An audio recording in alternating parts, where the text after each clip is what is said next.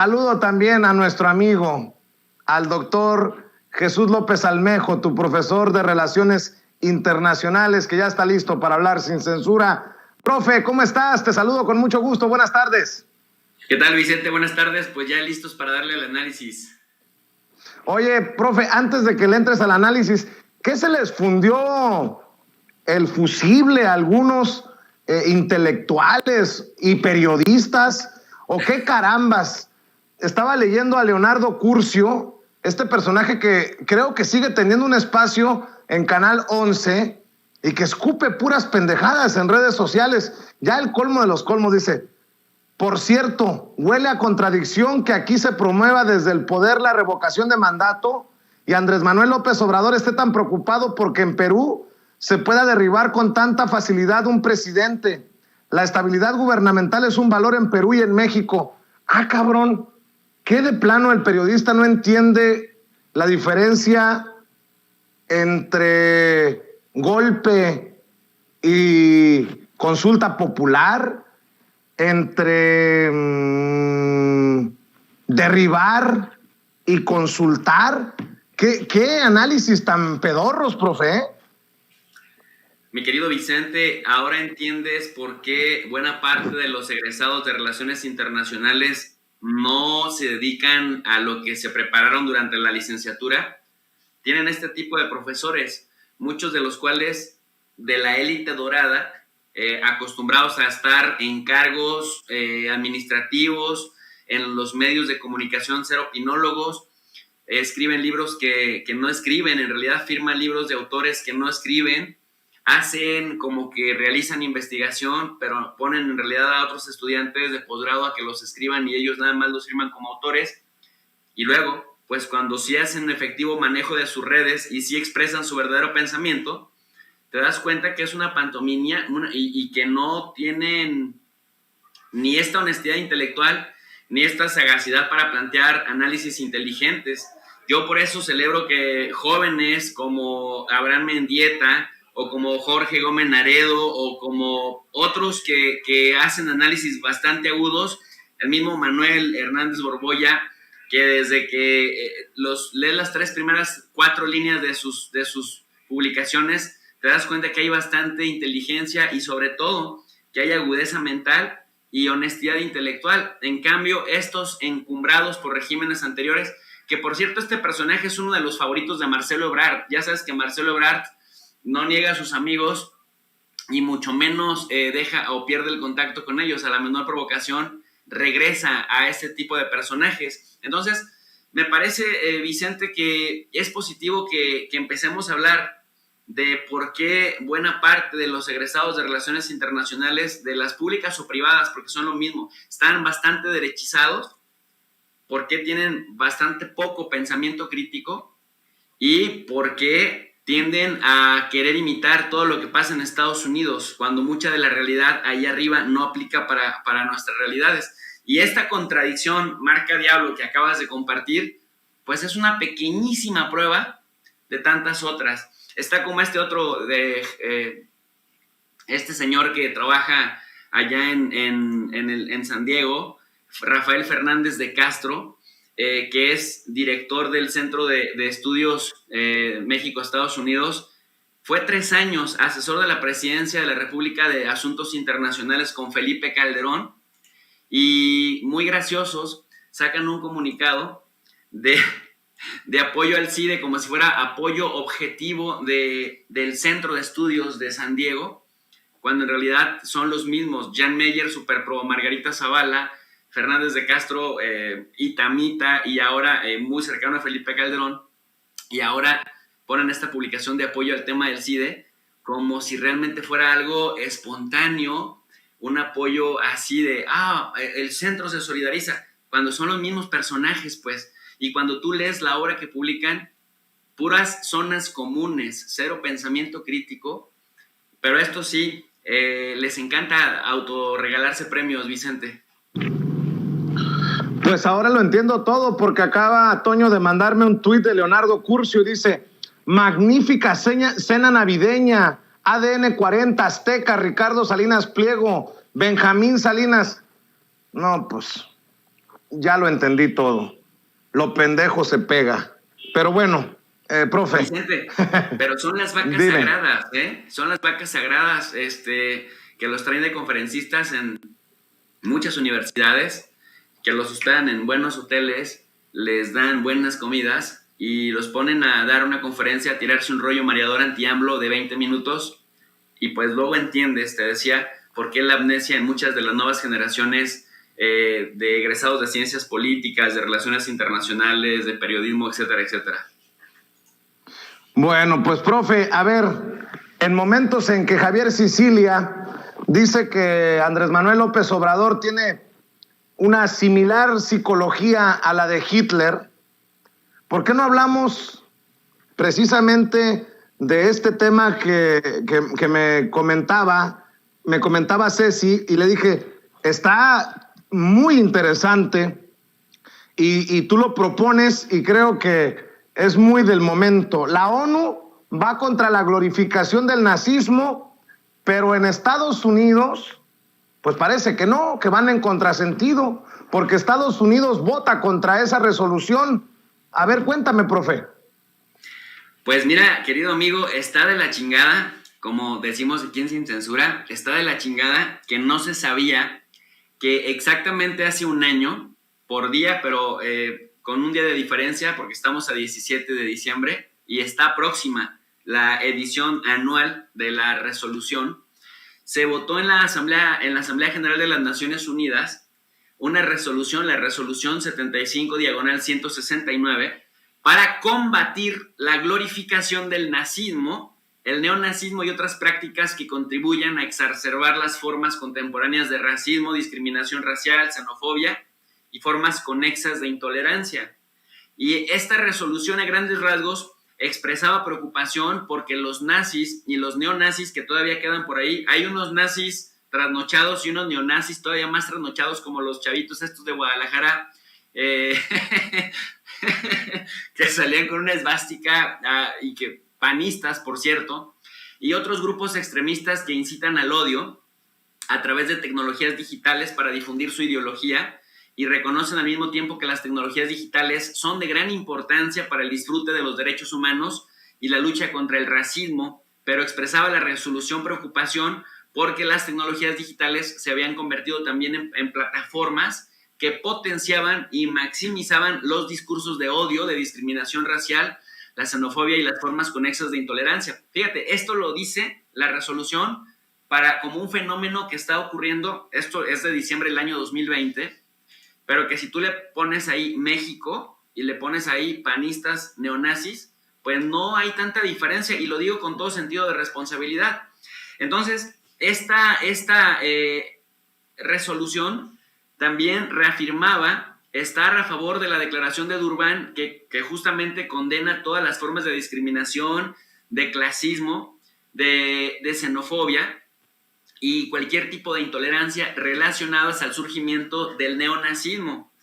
Pues, ¿qué crees, querido Vicente? Que para sorpresa de muchos, el país que anda haciendo guerras para que todos los demás se conviertan en democracias, Estados Unidos, que vota en contra junto con Ucrania. 130 países votaron a favor de condenar el nazismo o de condenar la glorificación o de las actitudes que lleven a encumbrar el nazismo y el neonazismo.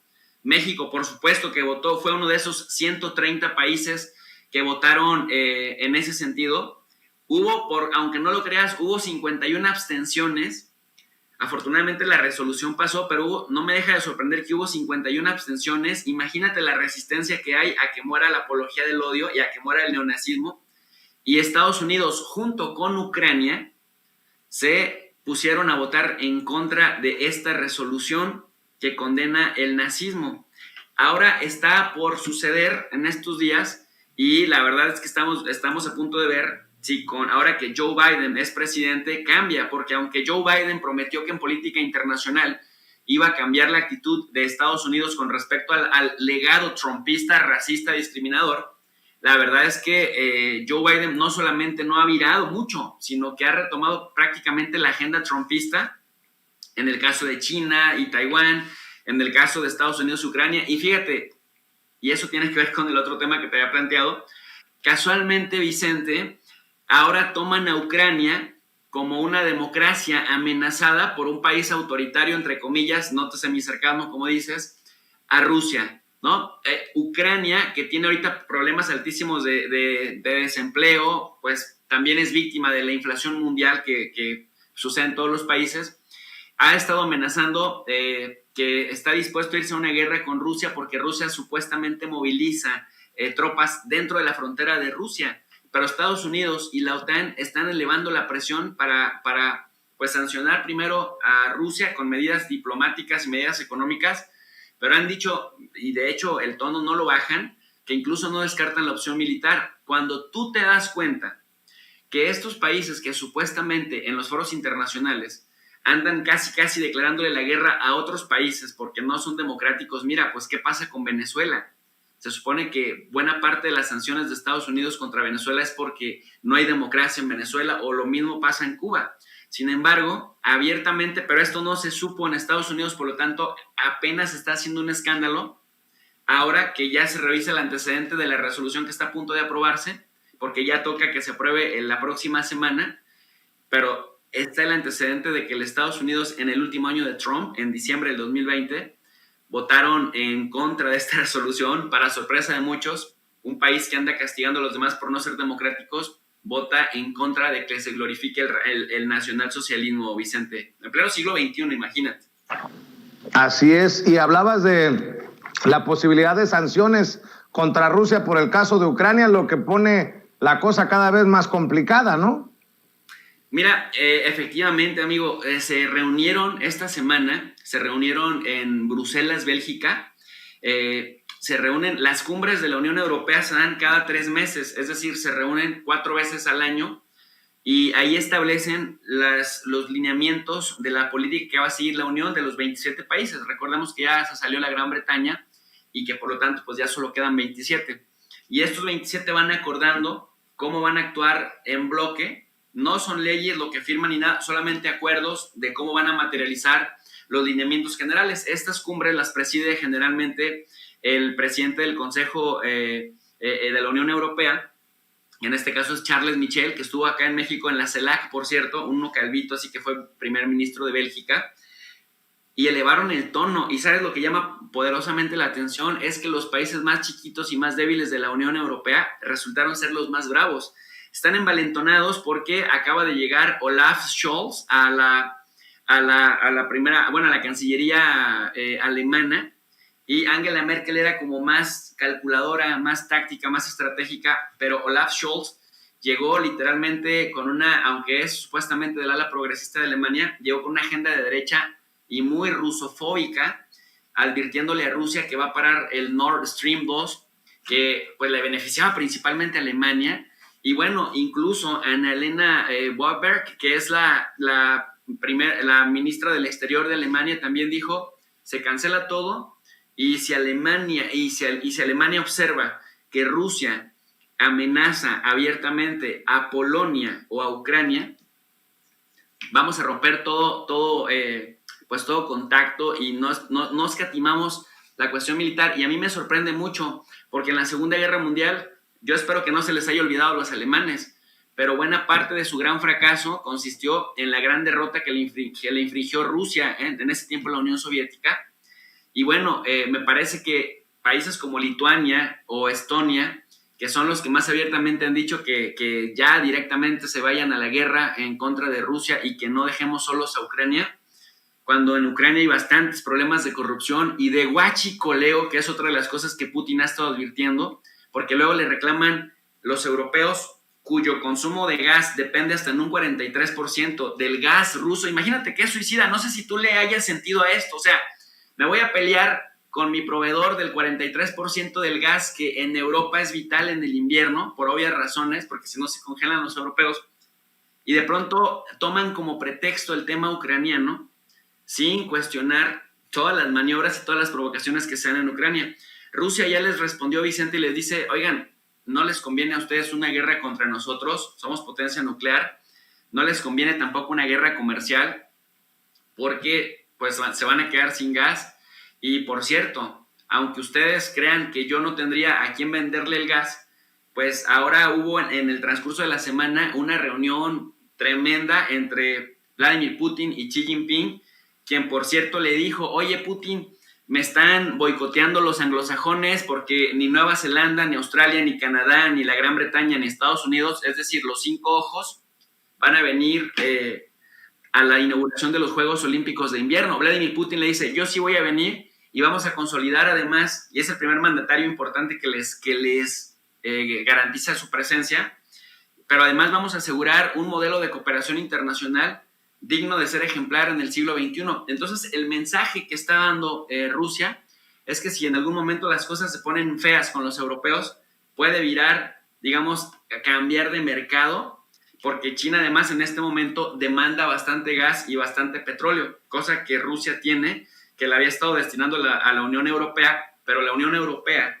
como andan tan amigos de Estados Unidos a través de la OTAN, y Estados Unidos se ha dedicado literalmente a estar saboteando a Rusia con el tema de Ucrania y a China con el tema de Taiwán, pues prácticamente los está metiendo en una vorágine que me preocupa que llegara a darse el punto de no retorno. Hoy Rusia les da una última oportunidad. Hoy, 17 de diciembre, Rusia les ofrece 8 puntos de acuerdo y lo único que les dicen los rusos son, oigan, pues vamos a crear, les hace 8 puntos, una propuesta de 8 puntos.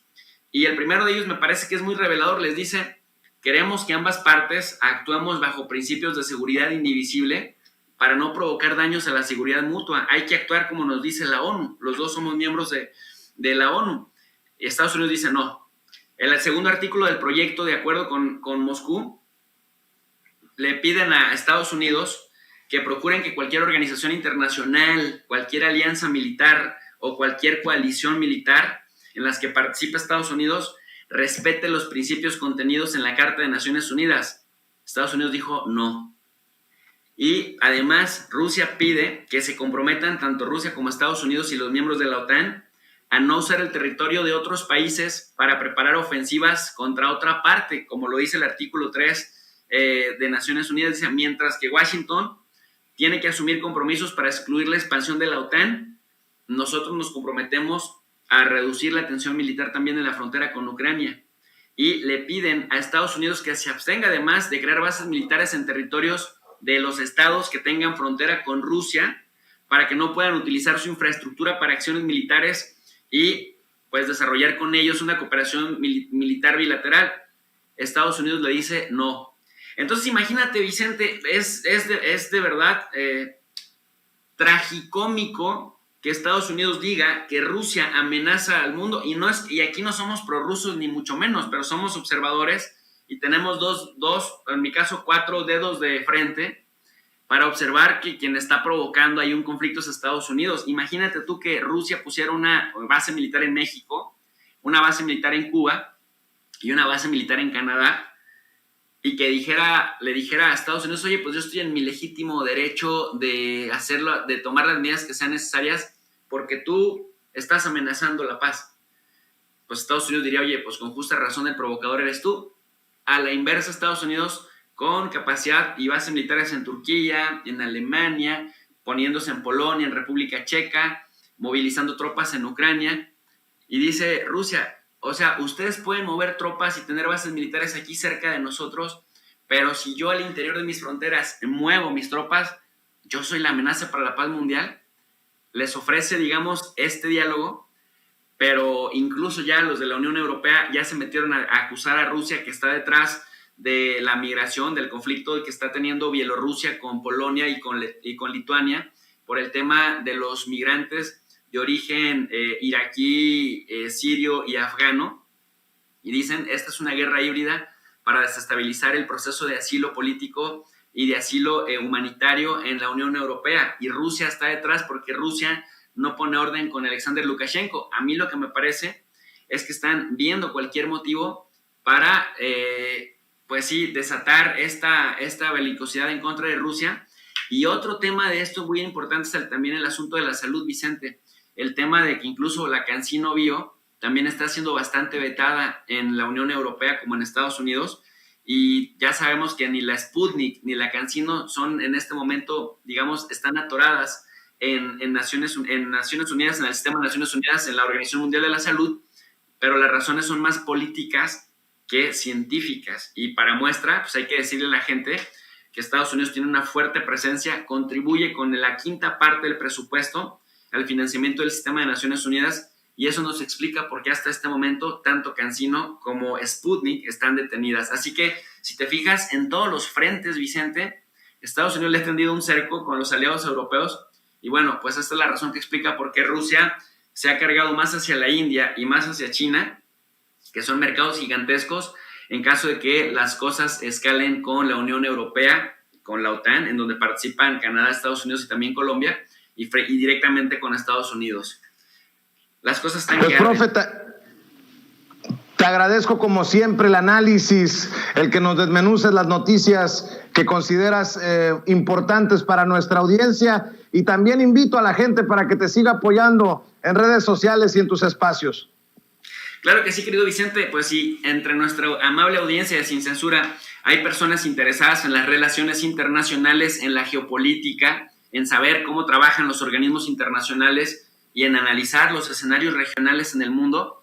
Les invito a que vengan al canal de Tu Profe de RI, donde damos clases gratuitas justamente de relaciones internacionales y geopolítica para generar un ambiente universitario y que el único requisito para aprender sea que la gente tenga ganas de aprender. En la descripción de cada video les dejamos una lectura en formato PDF completamente gratuita.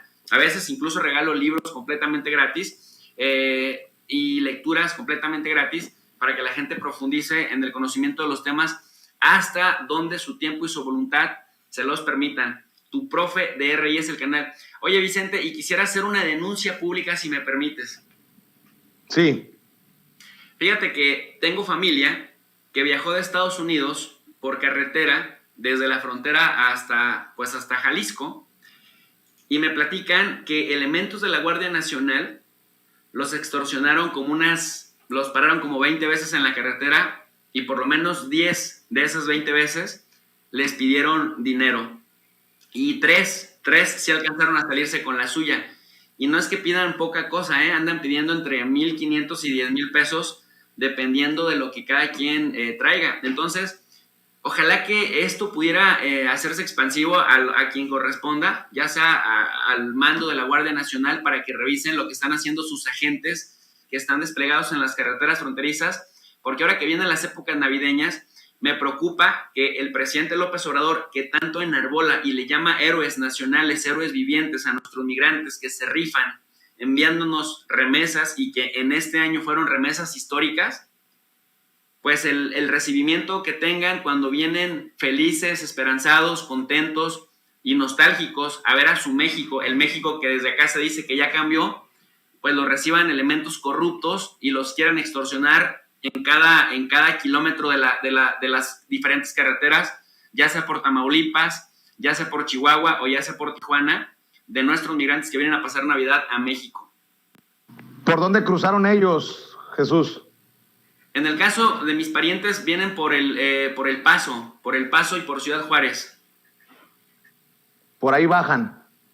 Sí, pero me dicen que otros compañeros que vienen de Texas, por Tamaulipas, o gente que viene de Tijuana por Baja California, que entran por Calexico o que entran por San Diego o por San Isidro, ¿sí? En muchas partes de las garitas y de los retenes oficiales les andan pidiendo mochada, porque generalmente muchos de estos parientes, como fue en mi caso en mi familia, pues traen regalos, traen ropa, traen electrodomésticos, traen cosas que vienen a regalar, o algunos de estos que traen para su propia familia. Y bueno, pues les echan el ojito. Elementos de la Guardia Nacional, del Ejército expresaron sus respetos, pero dicen, sí, elementos de la Guardia Nacional les estuvieron pidiendo moche para dejarlos avanzar. Entonces, nada más para que si llega esto a un mando, que revisen en dónde está la cadenita de putrefacción que siguen pidiendo extorsión a nuestros migrantes, Vicente. Muy bien, pues ahí que quede la denuncia. Y ya platicaremos de esto, mi querido Jesús, porque no es la primera denuncia que escucho de este tipo. Por lo pronto te mando un abrazo y saludos a la familia. Abrazo, amigo, abrazo fuerte, bonito fin de semana.